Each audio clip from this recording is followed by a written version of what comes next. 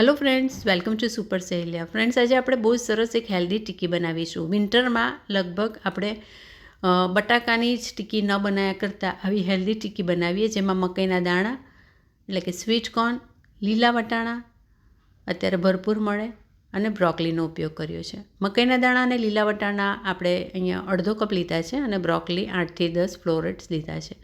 બ્રોકલીના બદલે તમે ફ્લાવરનો ઉપયોગ પણ કરી શકો છો, પણ અત્યારે માર્કેટમાં ભરપૂર બ્રોકલી મળે છે, તો આ એક નવો ટેસ્ટ ઘરમાં બધાને બહુ જ ગમશે। પહેલાં મેં બધું સરખી રીતે ધોઈ લીધું છે 2 વાર, અને પછી સૌથી પહેલાં બ્રોકલીને મેં લઈ લીધી ચોપરમાં। આ ઇલેક્ટ્રિક ચોપર છે, તમારી પાસે ઇલેક્ટ્રિક ચોપર ન હોય તો તમે પલ્સ મોડ પર મિક્સીમાં દરદરું વાટી શકો છો। સૌથી પહેલાં બ્રોકલીને આપણે પલ્સ મોડમાં વાટી લઈશું, 1 કે 2 વાર પુશ કરીશું એટલે સરસ રીતે એ ક્રશ થઈ જશે, અધકચરી વટાઈ જશે। એને હવે કાઢી લઈશું અને એ જ જારમાં આપણે મકાઈના દાણા અને વટાણાની સાથે આદું પણ થોડું ક્રશ કરી લઈશું, એટલે કે ચોપ્ડ કરી લઈશું। તો ફ્રેન્ડ્સ, મેં કહ્યું એમ બ્રોકલીના બદલે ફ્લાવરનો ઉપયોગ પણ તમે કરી શકો છો। વિન્ટરમાં બ્રોકલી બહુ જ મળે, તો આપણે આ રીતે એનેથી એક નવો ટેસ્ટ ડેવલપ થાય અને ઘરમાં પણ કિડ્સને થોડું ડિફરન્ટ લાગશે।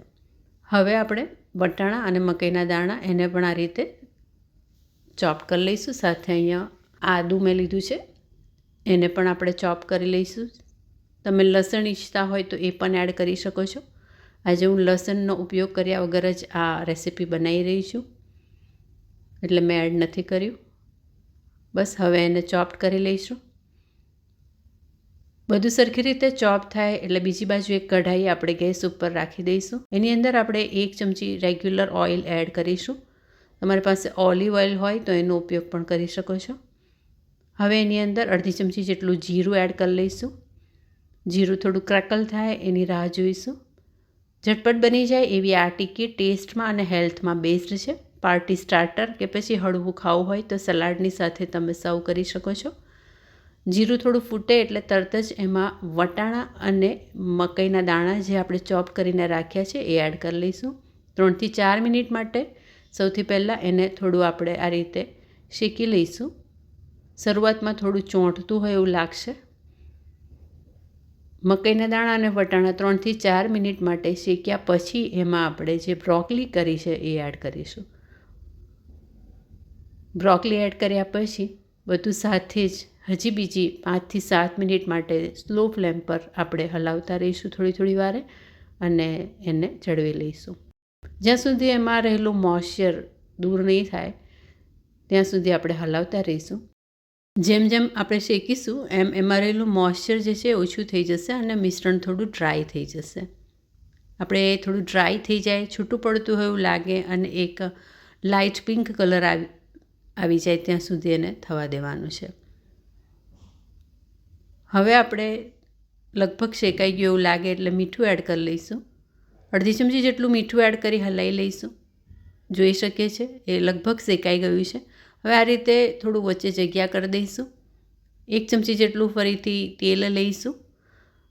એની અંદર આપણે 1/2 કપ જેટલો એટલે કે 2 મોટી ચમચી ભરીને બેસન એટલે કે રેગ્યુલર જે ચણાનો લોટ હોય એ એડ કરી લઈશું। હવે એને શેકી લઈશું। ચણાનો લોટ શેકાશે એટલે સરસ એની સ્મેલ આવશે અને એક હળવો ગુલાબી કલર થશે ત્યાં સુધી એને શેકવાનો છે। બેસન શેકાશે એટલે એક હળવો પિંક કલર આવી જશે, પછી બધું જ આપણે ભેગું કરી દઈશું। બ્રોકલી અને કોર્નના મિક્સચર જોડે આ લોટ જે છે એ મિક્સ કરી અને બધું એકસાથે હલાવી લઈશું। અને હવે એમાં મસાલા કરવાના છે। બહુ જ ઓછા મસાલા કરવાના છે, કેમ કે વધારે પડતા મસાલાદાર આપણે બનાવીશું તો જે વેજીટેબલનો ટેસ્ટ આવવો જોઈએ એ દબાઈ જશે। એટલે અહીંયા બહુ જ ઓછા રેગ્યુલર મસાલા આપણે એડ કરીશું અને ટિક્કીને થોડી ટેસ્ટી બનાવીશું, ફ્લેવરફુલ।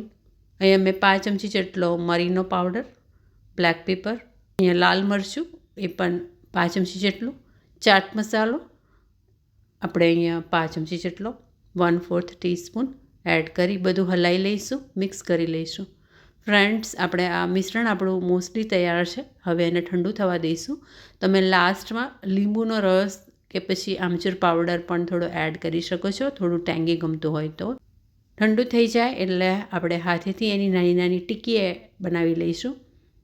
જોઈ શકો છો એ બહુ સરસ રીતે વળી રહી છે, મતલબ એમાં એક ચણાનો લોટ આપણે એડ કર્યો એટલે સરસ મોઇશ્ચર આવી ગયું છે અને એ આપણે સરસ રીતે ગોળ ગોળ ટીકી આપણે બનાવી શકીએ છીએ. બધી જ ટીકી આ રીતે તૈયાર કરી લઈશું. લગભગ 12 ટીકી બની છે. આ ટીકીને આપણે સેલો ફ્રાય કે પછી ડીપ ફ્રાય પણ કરી શકીએ છીએ, પણ ડીપ ફ્રાય જનરલી અવોઇડ કરજો. ટીકીને આપણે હેલ્ધી જ રાખીશું એટલે એને સેલો ફ્રાય કરીશું. રેગ્યુલર તવા ઉપર થોડું તેલ મૂકી આગળ પાછળથી સરસ ગુલાબી કલરની શેકી લેવાની. આજે હું એને ઓટીજી ઓવનમાં જ શેકી અને તૈયાર કરીશ. તમારી પાસે એર ફ્રાયર હોય તો એમાં પણ તમે કરી શકો છો. આ ટીકીને હવે આપણે ઓવનની ટ્રેમાં બટર પેપર સ્પ્રેડ કરીને મૂકી દઈશું.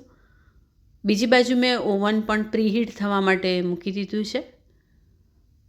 બધી ટીકી આ રીતે મૂકી અને બે બાજુ થોડું ઓઇલથી બ્રશ કરી લઈશું એટલે લેયર થોડું ક્રિસ્પી થશે, ટેસ્ટી પણ વધારે લાગે. થોડું બટર તમે ઈચ્છો તો એ પણ સ્પ્રેડ કરી શકાય ઓઇલના બદલે. હવે આપણે આ પ્રીહીટ ઓવન મેં 170 ડિગ્રીએ મૂક્યું હતું 10 મિનિટ માટે અને ફરીથી 10 મિનિટ માટે હું હવે આ ટીકીને બે બાજુ એકવાર મેં ઓવન ખોલીને પલટાવી હતી અને સરસ બે બાજુથી ગોલ્ડન એને શેકી લીધી. તો કન્વેક્શન મોડ ઉપર 10 મિનિટમાં જ આ તૈયાર થઈ ગઈ છે અને ઓટીજી એર ફ્રાયરનો ઉપયોગ આ રીતે તમે કરી શકો છો. Avoid deep frying and use such tricks to make your dish healthy. તો જુઓ બહુ સરસ. આજે મેં એને ટોમેટો કેચઅપ મેયોનીઝ સાથે સર્વ કરી. ઘરમાં બધાને બહુ જ ભાવી. તમે પણ આ રીતે ટ્રાય કરજો. બ્રોકલી, કોર્ન અને પીઝની આ રેસીપી. Thank you.